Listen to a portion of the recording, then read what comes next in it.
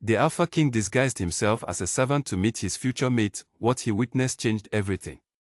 Kale Draven had not slept in 3 days.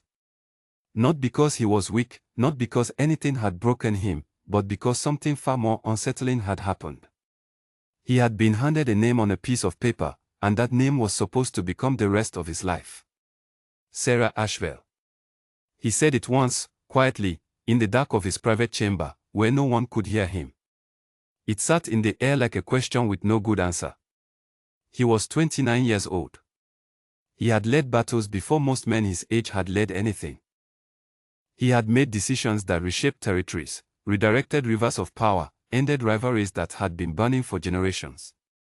He had done all of this without flinching, without asking for permission, without once doubting whether he was capable. But marriage was different. Marriage was the one thing that could not be undone by strategy. It was not a war you could win and walk away from. It was a door that, once entered, sealed itself behind you. His counsel had presented the arrangement with great care.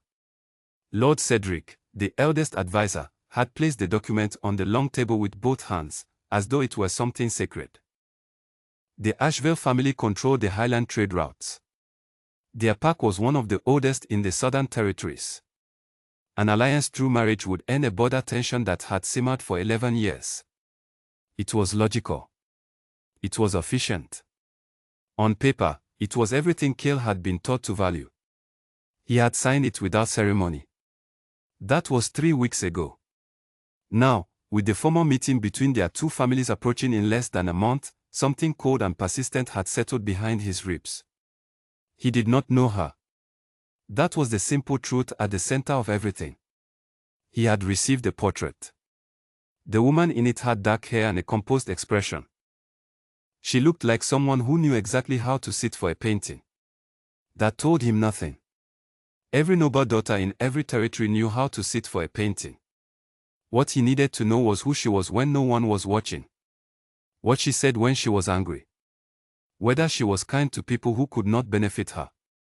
Whether her patience was real or simply well-trained. These were not things a portrait could tell him. Kale stood at the window of his chamber for a long time that night, watching the lights of the lower city flicker below. His own pack moved through the streets down there. Stable workers and kitchen staff and gatekeepers and road menders. People who would never sit at his table. People who made every comfortable thing in his life possible while remaining entirely invisible to it. He had an idea. It formed slowly at first, then settled with the quiet certainty of something that had always been obvious. He would go to the Ashville estate himself. Not as Kale Draven, Alpha King of the Northern Wolf Territories. As someone else. Someone plain and forgettable. A man looking for work. He told only one person.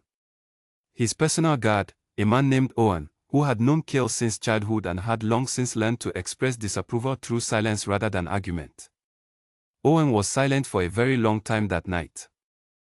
"You want to become a servant?" Owen said finally. "I want to see who she is," Kale replied. "And if someone recognizes you?" "No one in the South has seen my face in 4 years. I was 16 the last time I attended anything public in that region. People remember a crown before they remember the face beneath it. I won't be wearing a crown." Owen looked at him for another long moment. "And what name will you use?" "Cole," Kale said. He had already decided. 2 days later, Kale Draven packed a single bag, dressed in a plain linen shirt and worn trousers, and rode south alone for the first time in 7 years. The Ashville estate sat on the edge of the Highland border, surrounded by low stone walls and wide green fields that rolled down toward the river. It was a working estate, not a ceremonial one. Kale noticed that immediately. The buildings were maintained but not decorated. The grounds were practical. There were no sculptures near the gate, no elaborate garden beds designed to impress visitors. Just function. Just land that was being properly used.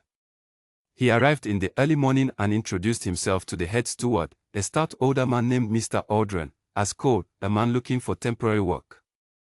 He said he had experience with horses. That was true enough. Mr. Aldrin looked him over without much interest, ask 3 brief questions, and assign him to the stables. Cale had mocked out stores before, during training years when his father had insisted that a king who could not do hard work could not ask it of others. He was not uncomfortable with it. He settled into the rhythm of the work quickly and kept his head down and his ears open. He learned things on that first day. The estate ran on a tight schedule. The staff was well organized, not because they feared punishment, but because they had a clear system and seemed to believe in it.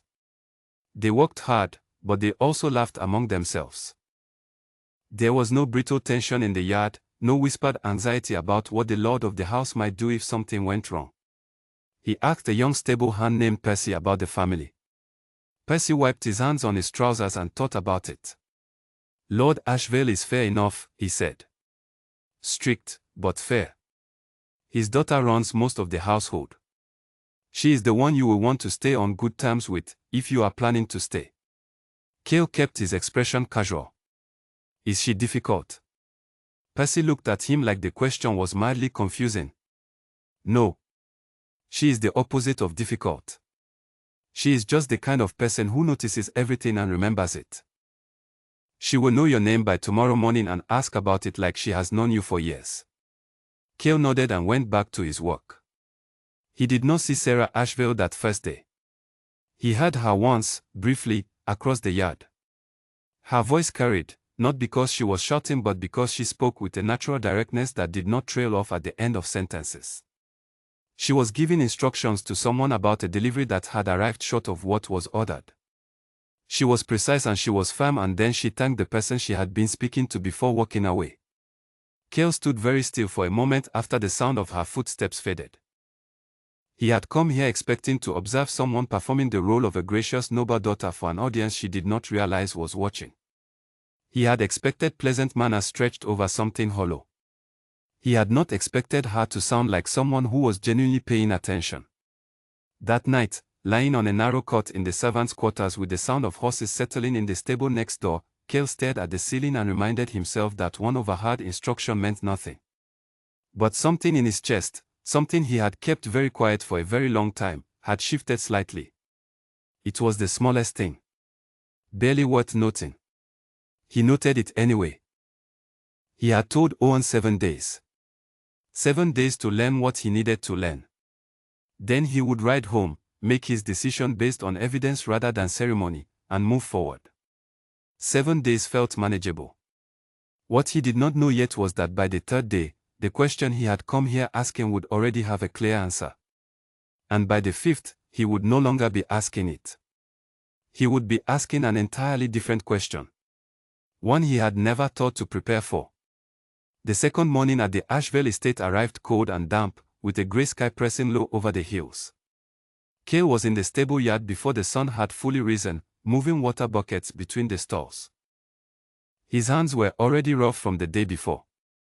He had not done sustained physical labor in years, and his palms told the truth about that in a way that nothing else about him did. He was adjusting the latch on one of the stall doors when he heard boots on the gravel behind him, moving with a quick, purposeful stride. He turned without thinking. She was already looking at him. Sarah Ashvale was not what the portrait had suggested. The portrait had given her poise and stillness. The woman standing 3 feet away from him in the grey morning light had something else entirely. She was alert. Alive in some way that was hard to name precisely. She was dressed simply, a dark coat over a working shirt, her hair pulled back, no jewelry except a small pin at her collar. She had clearly not come out this morning to be looked at. "You are the new one," she said. It was not a question. "Yes," Cale said. "Cool. I came 2 days ago." She nodded once. "Mr. Audran told me. You have horses experience." "Some," he said, which was modest by a significant margin. She stepped past him to look at the horse in the stall he had just latched. She ran one hand along the horse's neck with a familiarity that told him she had done it 10,000 times. "This one has been favoring her left front leg since Tuesday," she said. "Did anyone mention that to you?" "No," Cale said. She turned and looked at him directly. Her eyes were dark and steady, the kind that did not drift when they landed on something. I will tell Mr. Aldrin to add it to the morning notes. She needs to be walked gently, not walked. If anyone tries to saddle her before the farrier comes on Thursday, tell them she is on rest. I will, Cale said.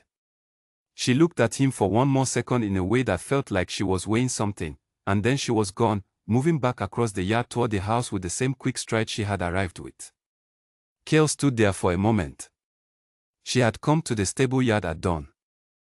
Not to inspect it, not to perform oversight, but because she knew one of the horses was limping and she wanted to make sure someone knew. He went back to the water buckets. Over the following 2 days, he watched her the way he had been trained to watch things since he was 12 years old. Not with obvious attention. Sideways. In pieces. Building the whole picture from fragments rather than staring at it directly. What he assembled was not what he had expected. Sarah Ashvale did not hold court. She did not make people come to her and wait. She moved through the estate like someone who was always in the middle of something, but she stopped. That was the thing he kept noticing. She stopped. She stopped when the kitchen girl dropped a whole basket of eggs and stood there looking like she might cry. Sarah crouched down and helped pick up the pieces without saying anything about the waste, and when she stood up, she told the girl to go get another basket and that it happens to everyone at least twice before the year is out. She stopped when one of the older stable hands was struggling with a heavy rope and could not quite get the knot right with his stiff winter hands. She did not take the rope from him. She stood beside him and talked through the knot quietly until he got it himself, and then she said nothing further about it. She stopped when a delivery cart arrived with the wrong supplies for the second time in a week. But she did not stop to shout. She stopped to listen to the driver explain what had happened at the warehouse, and when she understood it, she sat down with him and the warehouse ledger right there on the steps of the supply building and walked out where the miscommunication had started.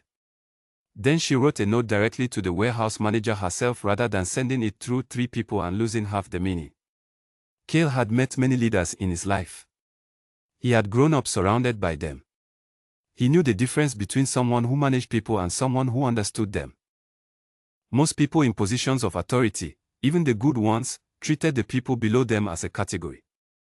A function. A role. The stable hands were the stable hands. The kitchen staff were the kitchen staff. Sarah seemed constitutionally unable to do that. Every person she encountered was a specific person to her. And she remembered them. She remembered Percy had a younger brother who was ill. She remembered that the cook preferred to receive the weekly menu changes on Monday rather than Friday because it gave him time to plan. She remembered that the man who mended the fences had asked 3 weeks ago for a different tool and she had said she would order it, and on the 4th morning Cale was there. She came out to the yard with the tool and handed it to him without making it a moment. Just handed it over and kept walking. None of this was performance. Cale was certain of that by the 4th day. There was no audience for any of it. No one was watching Sarah Ashvale be kind to the people who worked for her. No reports were being written about it. No reputation was being built from it, at least not deliberately. It was simply what she did because it was apparently what she was. That evening, after the work was done and most of the staff had gone to eat, Cale sat outside the stable on an overturned crate and wrote in a small notebook he carried in his coat. He had kept notebooks since he was 14. They were how he sorted through things that needed sorting.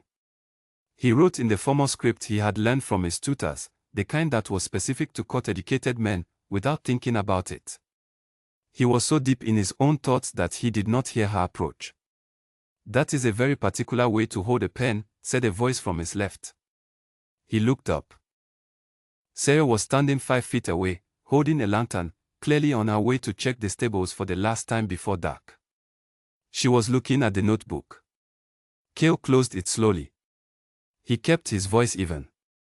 "Old habit," he said. She tilted her head slightly. Not suspicious exactly. Curious.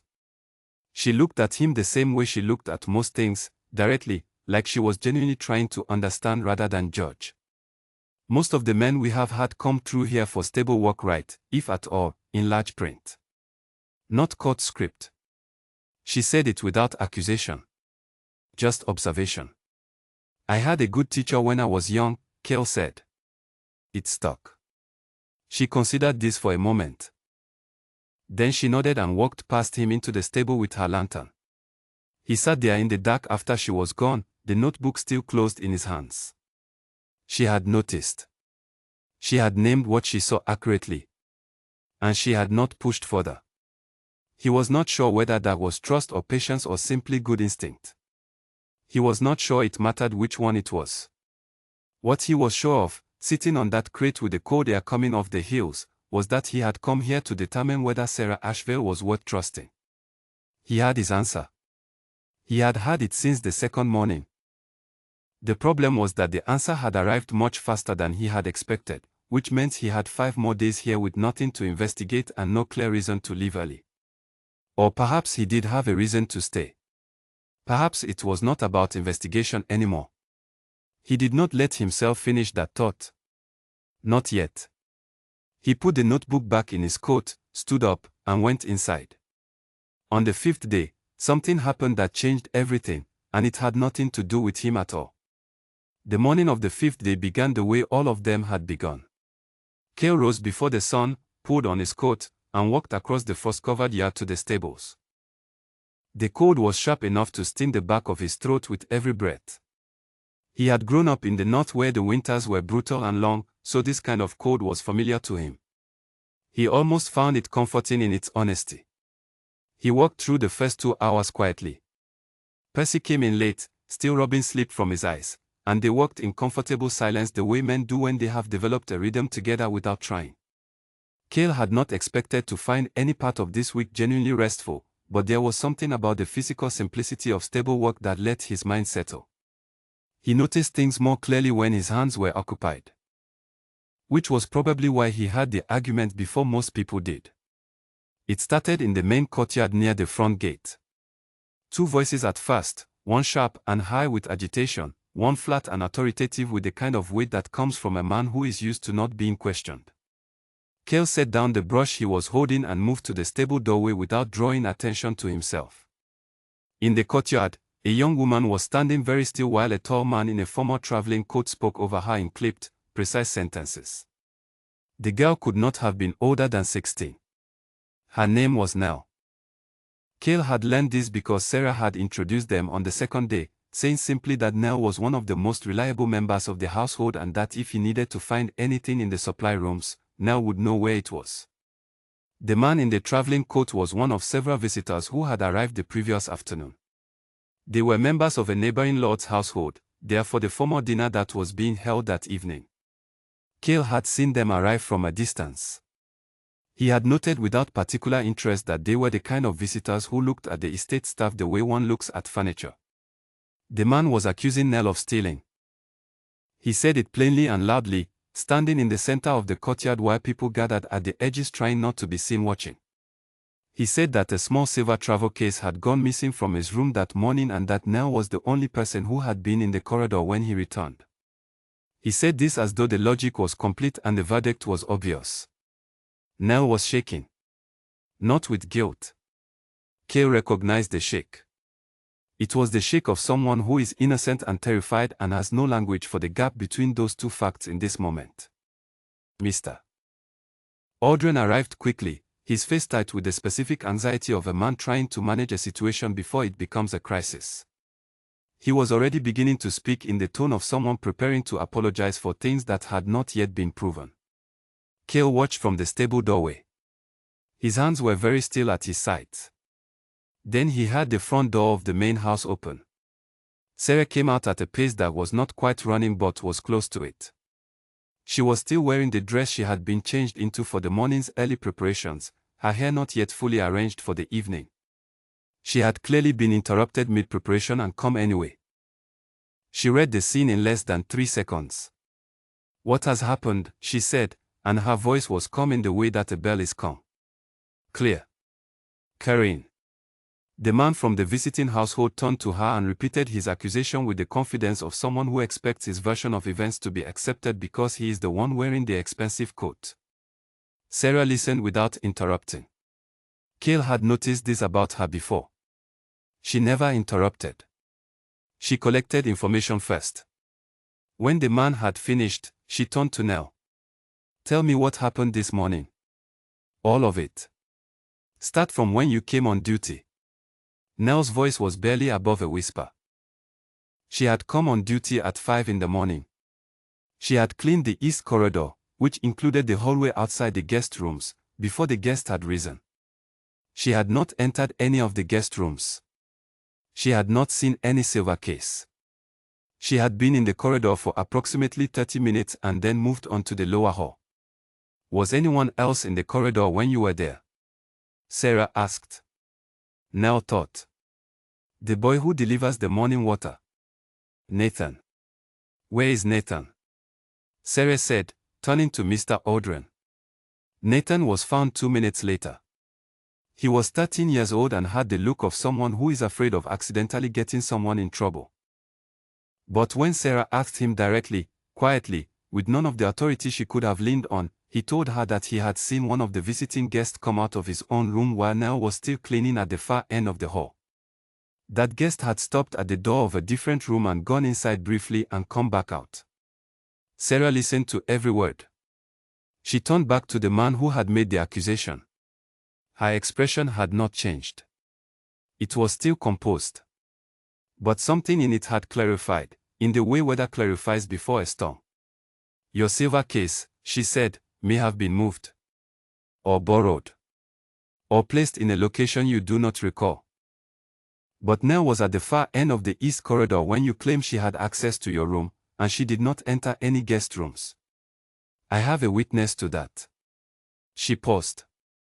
I will of course arrange for a thorough search of the premises so that nothing remains unaccounted for.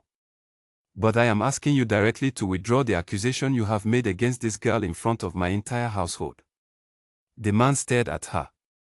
It was the kind of stare that expected her to flinch, to soften, to add some qualification that made it easier for him to hold his position. She did not flinch. The courtyard was very quiet. I will withdraw it, the man said finally, in the voice of someone who has chosen to be gracious about something they do not believe they are wrong about, pending the search. Thank you, Sarah said. She turned to Nell, and her voice changed completely. Not in volume, not in authority, but in temperature. It became warm in an instant, like a door opening onto a lit room. You have done nothing wrong. Please go inside and have something warm to eat and take the rest of the morning if you need it. Nell nodded quickly and went. Sarah looked at Mr. Aldrin. Please organize the search thoroughly. And please ensure that our guests have everything they need for this evening. She said it without sarcasm, without edge. She meant it. The guests were still guests, and the evening was still happening, and she was going to hold both things at once. Then she turned and went back inside. The silver case was found 40 minutes later. It had been placed in the wrong room by one of the visiting household's own junior staff members who had misread the room number. The man from the visiting household said nothing further about it to anyone that Cale saw. Cale had not moved from the stable doorway throughout the entire scene. He had watched all of it without speaking, without interfering. What he had witnessed was not dramatic in the traditional sense. No one had drawn a weapon. No one had wept dramatically. The stakes, by the measures he usually dealt with, were small. A silver case. A young girl's reputation. An uncomfortable afternoon at a provincial estate. But the size of the stakes did not determine what the response revealed about the person making it. Cale knew that. He had known it since he was young, watching his father make decisions and learning which ones came from principle and which ones came from convenience. Sarah Ashvale had walked out of her own engagement announcement preparation, her hair still half arranged, to stand in a cold courtyard and defend a 16-year-old cleaning girl against a man whose goodwill she should have been carefully maintaining. She had done it without drama, without performance, without once making it about herself. She had collected facts, presented them plainly, asked for what was right, and then immediately pivoted to ensuring the evening still ran well for everyone. She had held the situation together without breaking anything. Cale went back into the stable. He picked up the brush he had put down. He ran it along the side of a horse named Ember, who exhaled slowly and leaned slightly into the contact the way horses do when they are being treated well. He thought about all the decisions he had made in his 7 years of rule. The ones he was proud of and the ones he was not. The ones that had been clean and the ones that had cost him something. He thought about what it would mean to share a throne, a territory, a life, with someone who made their decisions the way Sarah Asheville made hers. He thought about it for a long time. Percy came over at some point and said something about lunch and Cale nodded without really hearing it. Percy gave him a slightly odd look and went. Later that afternoon, Cale sat outside with his notebook again and did not write anything in it for a very long time. He just sat with the weight of what he had realized, which was this: he had come here asking whether she was worthy of his trust. He had not thought to ask whether he was worthy of hers. That question sat with him through the rest of the afternoon, through the sounds of the estate preparing for the evening, through the smell of cooking and the distant sound of horses being moved and the low voices of people who did not know they were being watched by a king who had temporarily forgotten to feel like one. He was still sitting with it when the sky turned dark and the lights came on in the main house and the sounds of an evening in progress drifted out across the yard. For the first time in a long time, Cale Draven felt something that was not strategy or responsibility or duty. He felt something he recognized, reluctantly and with some surprise, as longing. Not for her specifically. Not yet. But for the kind of life that was lived the way she seemed to live hers. With full attention. With care that did not calculate its own reward.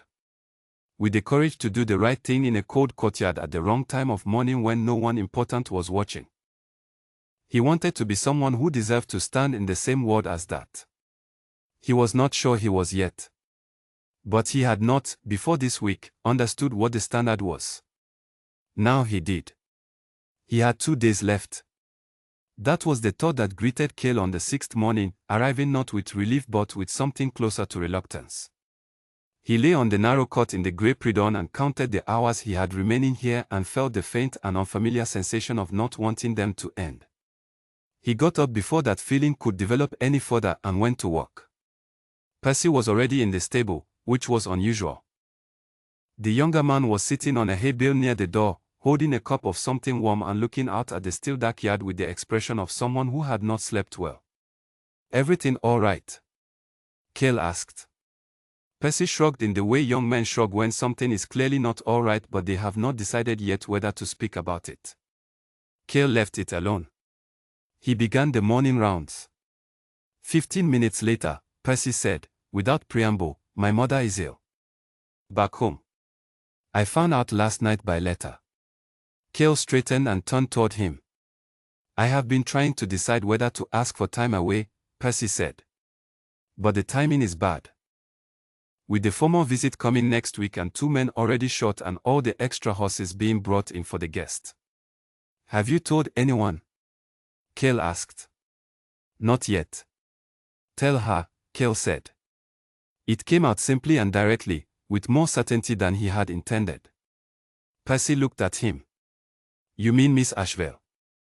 She will not hold the timing against you," Cale said. He believed this without any doubt whatsoever.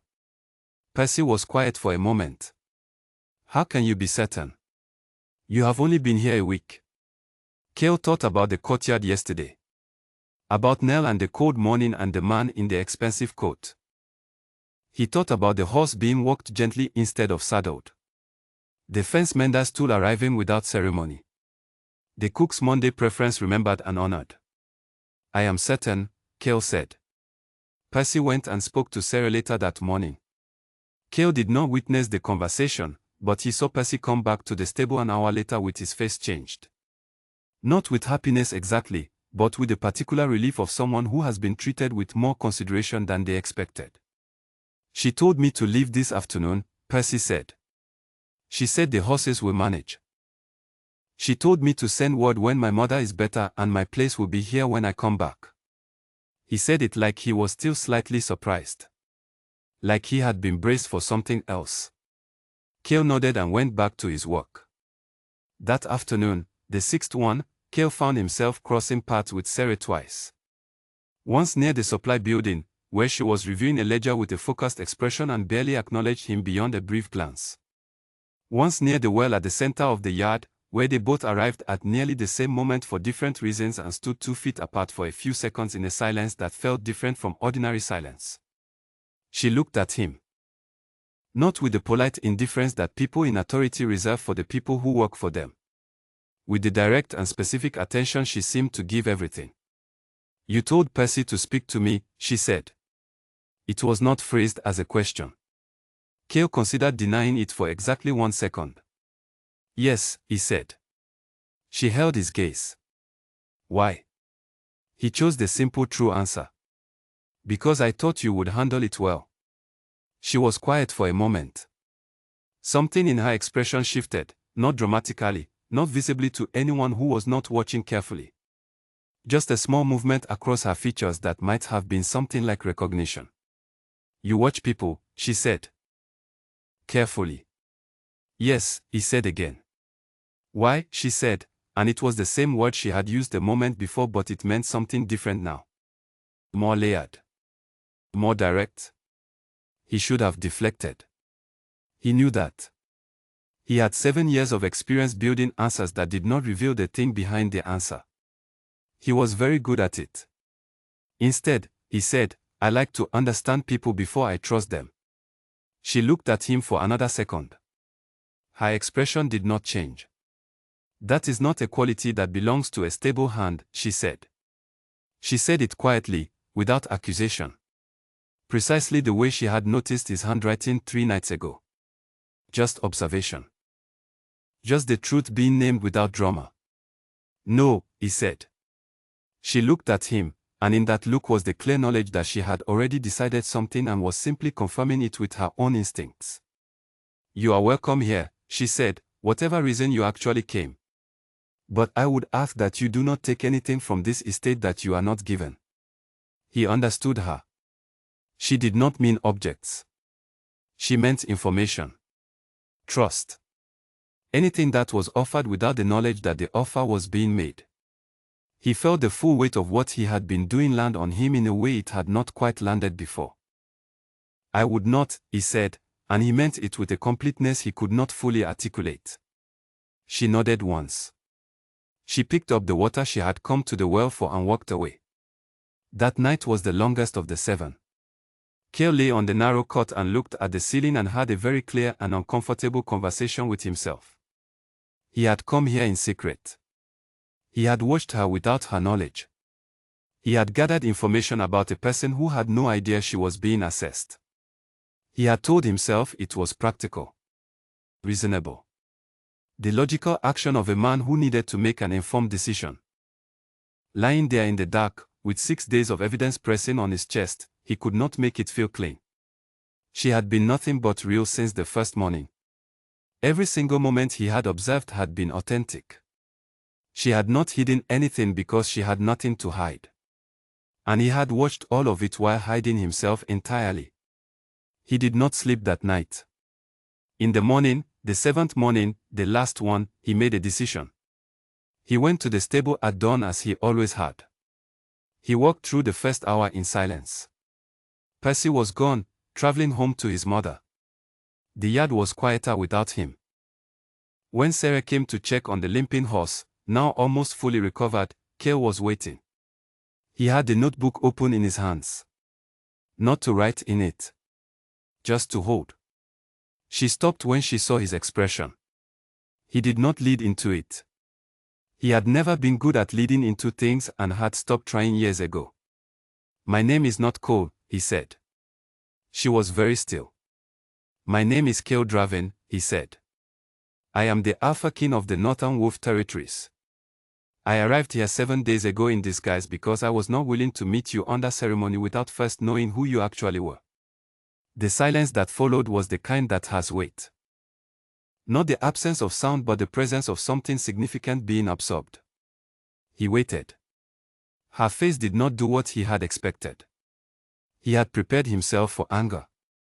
He had prepared himself for the very reasonable fury of someone who has been watched without consent, assessed without knowledge, who has had their trust observed from behind a false name. She looked at him with those steady dark eyes and said, very quietly, "And what did you find?" He had not prepared for that question. He answered it honestly, because it was too late for anything else. I found someone who is better at this than I am. Better at what? She said. At being the person you actually are, he said, regardless of who is watching. Another silence.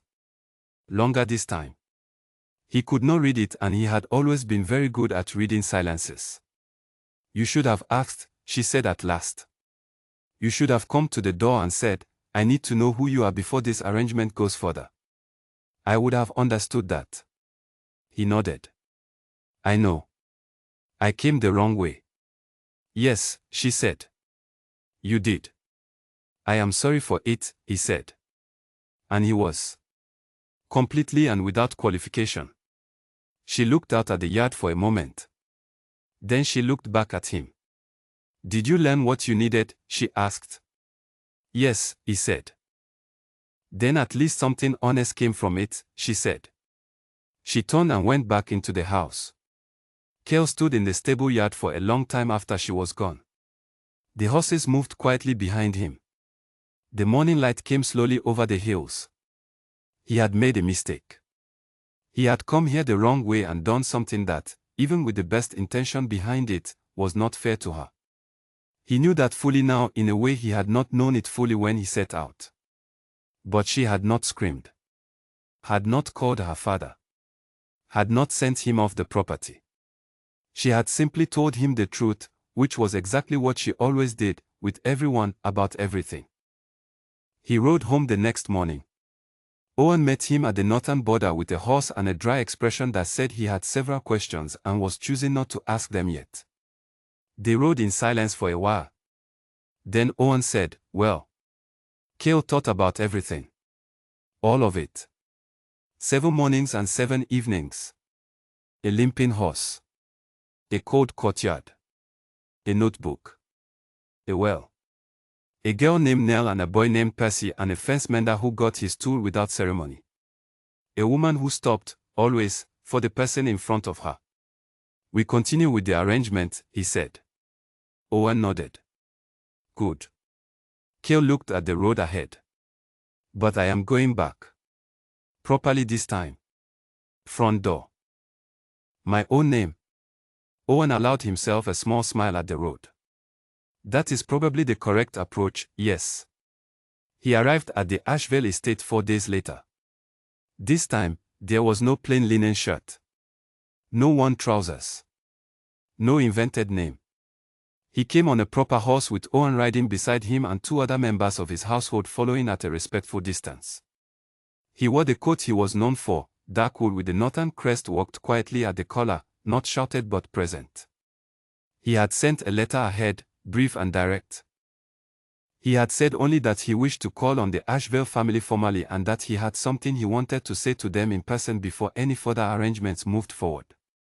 He had also written, separately and privately, a second letter that was addressed only to Sarah Asheville. In it, he had said, I came to your home under 4 circumstances because I was not ready to trust the arrangement I had been given. I have been taught my whole life that information is the safest form of power, and I used that lesson in a way that was not honest. You were nothing but real in every moment I observed. I was not. I am aware of that, and I am not offering you a justification for it. I am offering you the acknowledgement that you deserve to make your own choices about what you showed me and what you did not. You did not get that choice. I took it from you. I am sorry. What I found, in those 7 days, was someone of greater character than I had dared to expect. That is not a statement of flattery. It is simply what is true. I would like to begin again from the front door, if you are willing to allow it. He had not known, when he sent the letter, what she would do with it. She could have shown it to her father.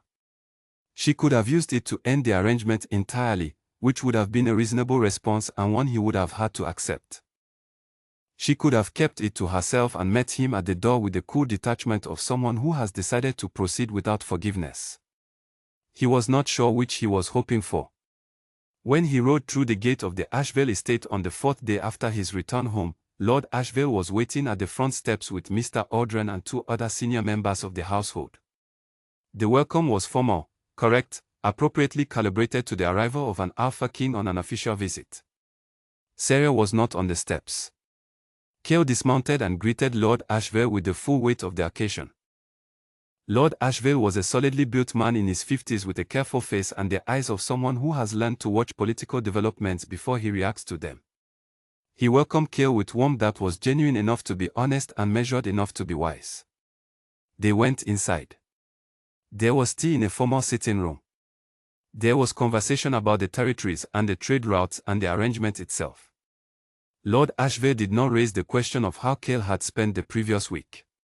Cale did not raise it either. He did not know whether Sarah had told her father anything, and it was not his place to assume. After an hour of careful and productive conversation, Lord Ashvale said, "I imagine you would like to speak with my daughter." "Yes," Cale said. "If she is willing." Lord Ashvale looked at him for a moment with those careful eyes. "She said you would say that." He stood up. "I will have her come down." He left the room. Cale sat very still in the chair and did not fidget and did not think too far ahead. He had spent his entire adult life making decisions in rooms where the stakes were significant and the margins for error were small.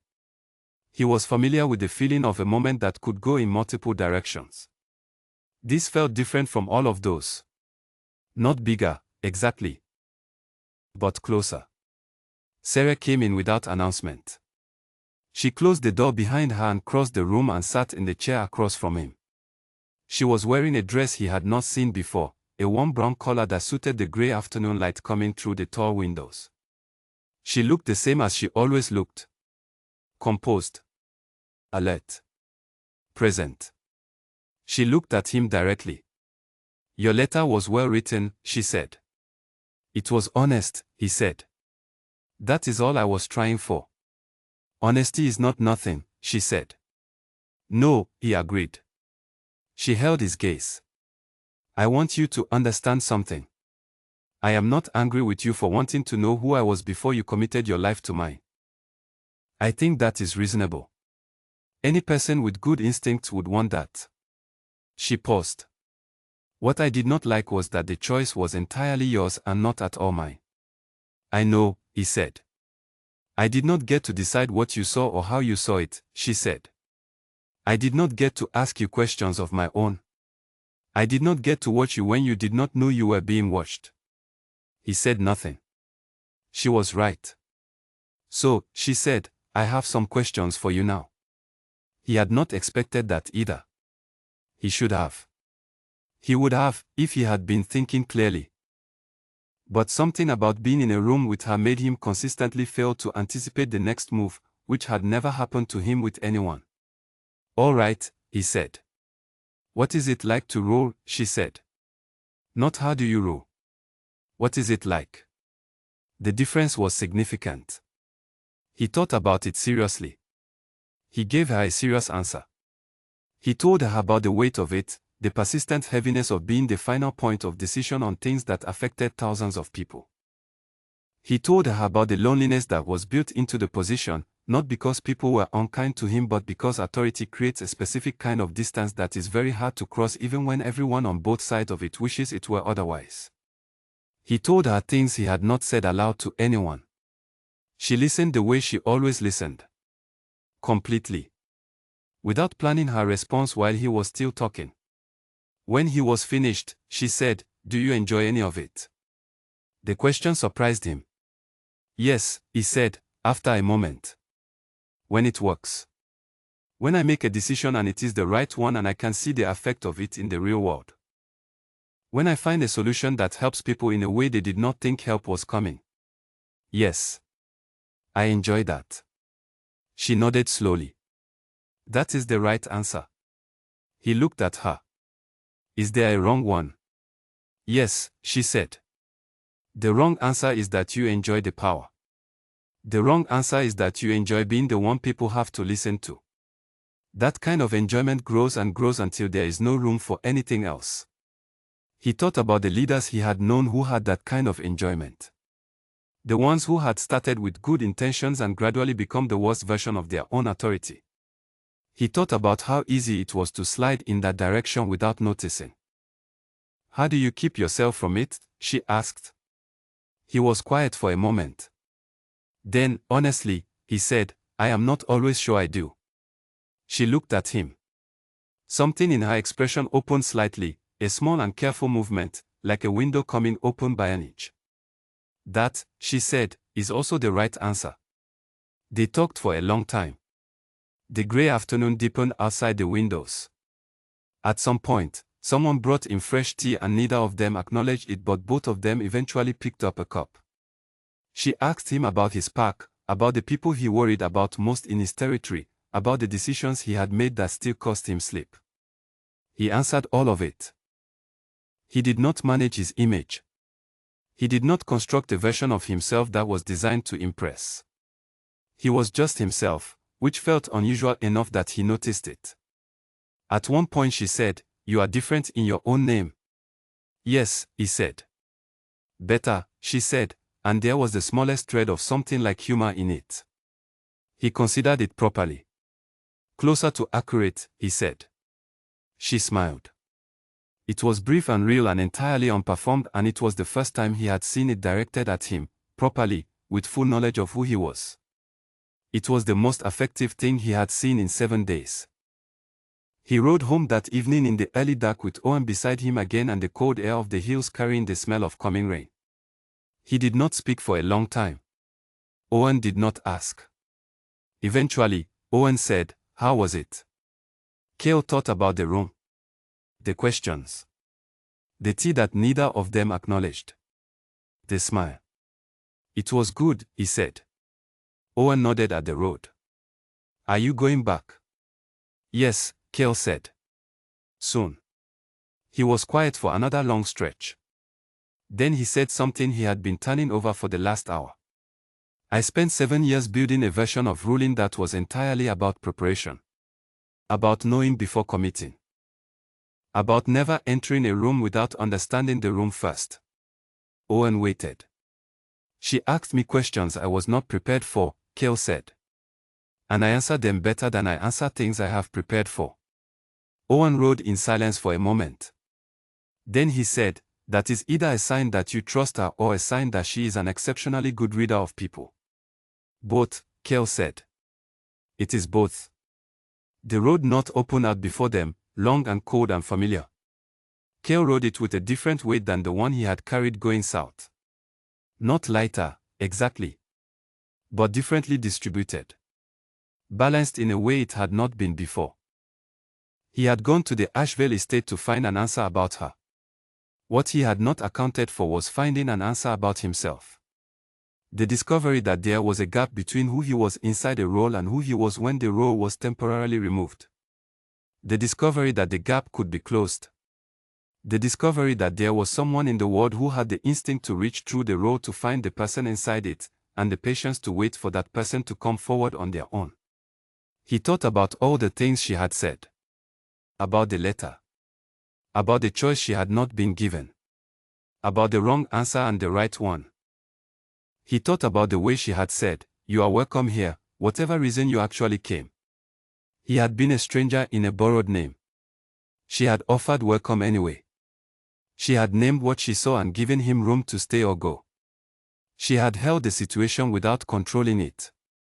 He thought that, of all the things he had observed in 7 days, that was perhaps the one that told him the most.